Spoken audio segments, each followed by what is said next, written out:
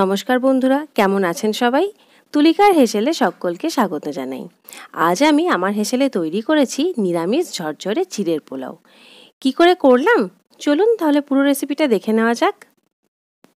চিড়ের পোলাও তৈরি করার জন্য প্রধান যে উপকরণ সেটা হলো চিড়ে। আমি এখানে প্রায় 250 গ্রাম মতো চিড়ে নিয়েছি। এবার কি ধরনের চিড়ে নিতে হবে আপনাদের একটু দেখিয়ে দিই। এইটা দেখুন, খুব পাতলা মানে যে চ্যাপ্টা চিড়েটা পাওয়া যায় সেটা কিন্তু নয়, এটা একটু শক্ত শক্ত আর মোটা মোটা ধরনের একটা চিড়ে পাওয়া যায়, সেইটা দোকানে গিয়ে বললে অনায়াসেই পাওয়া যাবে। এবার এই চিড়েটাকে জল বদলে 2-3 বার ভালো করে একটু ধুয়ে নেব। চিড়েটা ধুয়ে নিয়েছি, দিয়ে ভালো করে জলটা, এক্সেস যে জলটা ছিল সেটা ঝরিয়ে ফেলেছি। চিড়েটা দেখুন একদম ঝরঝরে হয়ে গেছে। পাতলা চিড়েটা হলে কিন্তু একটু কাদা কাদা হয়ে যায়, এই শক্ত চিড়েটা বলে কিন্তু একদম ঝরঝরে আছে। এবার ভেজা চিড়ের উপর দিয়ে দিচ্ছি পরিমাণ মতো চিনি। আমি এখানে 4 টেবিল চামচ চিনি ব্যবহার করেছি। দিয়ে দিচ্ছি স্বাদ অনুযায়ী লবণ। চিনি আর লবণটা প্রথমেই চিড়ের সাথে ভালো করে মাখিয়ে নেব, কারণ কড়াইয়ে পরে দিতে গেলে অনেক সময় ভালোভাবে মেশানো যায় না, তাই প্রথমেই মাখিয়ে রাখছি, তারপরে বাকি রান্নাটা করব। আর চিড়ের মধ্যে চিনি মাখিয়ে রাখলে কিন্তু যতটুকুনি জল আছে চিড়ের মধ্যে সেটাও কিন্তু চিনি একদম টেনে নেবে, তার ফলে চিড়েটা আরও ঝরঝরে হয়ে যাবে। মাখানো হয়ে গেছে চিড়েটা, এবার বাদাম আর এই টুকরো করে কেটে রাখা আলুটা প্রথমে ভেজে নেব। কড়াইয়ে রিফাইন্ড অয়েল দিয়ে গরম করে নিয়েছি। এবার গরম তেলে 2 মুঠো মতো চীনাবাদাম দিয়ে ভালো করে একটু নাড়াচাড়া করে ক্রিস্পি করে ভেজে নেব। এখানে কিন্তু তেলের জায়গায় আপনারা ঘিয়ের ব্যবহারও করতে পারেন, তবে সর্ষের তেলে রান্নাটা করলে কিন্তু টেস্ট একদম ভালো হবে না।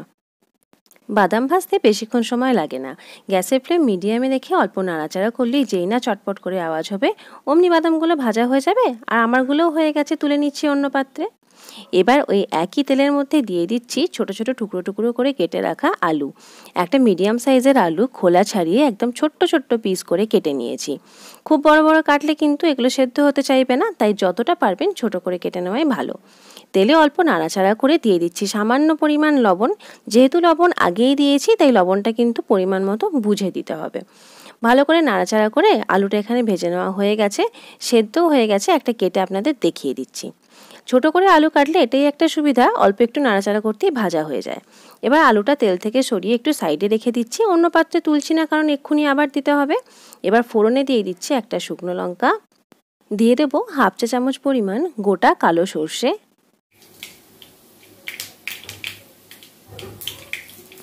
গোটা সর্ষেটা তেলে দিয়ে এরকম চটপট চটপট আওয়াজ হওয়ার পর দিয়ে দিচ্ছি 10 থেকে 12টা কারি পাতা।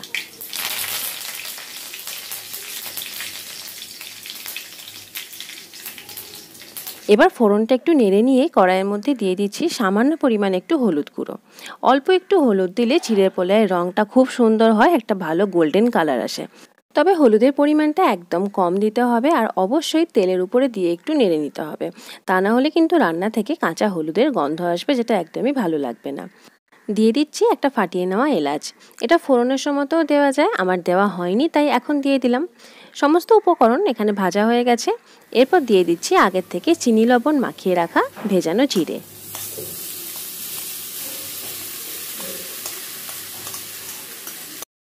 সম্পূর্ণ চিড়েটা একসঙ্গে দিয়ে দিলাম কড়াইয়ের মধ্যে। এবার কড়াইয়ে থাকা বাকি উপকরণের সাথে চিড়েটা ভালোভাবে নাড়াচাড়া করে একটু মিশিয়ে নেব। গ্যাসের ফ্লেম মিডিয়াম টু হাই রাখবো।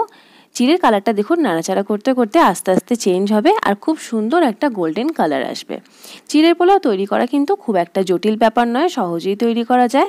ব্রেকফাস্টে বা টিফিনে কিন্তু বানিয়ে নেওয়া ভীষণ সহজ। দিয়ে দিচ্ছি আগের থেকে ভেজে তুলে রাখা চীনাবাদাম। ভেজে রাখা বাদামটা সবার শেষে অ্যাড করলে বাদামের মধ্যে ক্রিস্পি ব্যাপারটা থাকবে, এটা নরম হয়ে যাবে না, ফলে যখন খাবারটা খাওয়া হবে খেতে কিন্তু ভীষণ টেস্টি লাগবে। চিড়ের পোলাওটা তৈরি হয়ে গেছে, গ্যাসের ফ্লেম অফ করে দিচ্ছি। সব শেষে অ্যাড করছি 1 টেবিল চামচ লেবুর রস, এটাতে পোলাওয়ের টেস্টটা আরও বেশি সুন্দর লাগবে। মিশিয়ে দিচ্ছি ভালোভাবে। আপনারা দেখে হয়তো বুঝতেই পারছেন চিড়ের পোলাওটা কিন্তু একদম ঝরঝরে হয়েছে, খুব একটা কিন্তু গায়ে গায়ে লেগে যায়নি। পোলাও একদম রেডি সার্ভ করার জন্য। আমার আজকের রান্নাটা আপনাদের কেমন লাগলো আমাকে কিন্তু অবশ্যই জানাবেন কমেন্ট করে। ভালো লাগলে টুক করে একটা লাইক করে দেবেন, আর আমার চ্যানেলের বাকি অন্যান্য সমস্ত রেসিপি দেখার জন্য আমার চ্যানেলটা অবশ্যই সাবস্ক্রাইব করবেন, আর পাশে থাকা বেল আইকনটা প্রেস করে অল করে রাখবেন, তাহলে আমি যখন ভিডিও দেব সেই সমস্ত নোটিফিকেশন আপনারা পেয়ে যাবেন। সবাই ভালো থাকবেন, সুস্থ থাকবেন, টাটা।